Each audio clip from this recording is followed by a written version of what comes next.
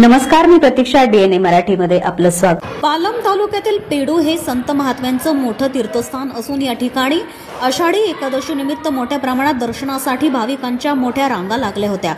यामध्ये येणाऱ्या भाविकांची गाववासियांकडून येण्या जाण्यासाठी 4 किलोमीटरवरून व्यवस्था करण्यात आली होती आणि फराळाची आणि पाण्याची व्यवस्था मोठ्या प्रमाणात करण्यात आली होती. यावेळी देवस्थान ट्रस्टचे अध्यक्ष सुनील साखरे यांनी बोलताना आपले मत व्यक्त केले की असंख्य भक्तगण श्री संत निवृत्तीनाथ महाराज यांच्या दर्शनासाठी येतात. मात्र या गावात येण्या जाण्यासाठी काही व्यवस्थित रस्ता नसल्यानं असंख्य भाविक भक्तांनी नाराजी व्यक्त केली आहे. पेंडू बुद्रुक, तालुका पालम, जिल्हा परभणी या ठिकाणी संत निवृत्तीनाथ महाराज यांची समाधी आहे आणि या निवृत्ती महाराजांच्या दर्शनासाठी प्रत्येक एकादशीला हिंगोली, परभणी आणि नांदेड व लातूर या जिल्ह्यामधून भाविक येत असतात. जास्तीत बहुसंख्य नागरिक हे लोहा तालुक्यातून येत असतात या ठिकाणी. परंतु आज या नगरीला पंढरपूरचं स्वरूप आलेलं आहे.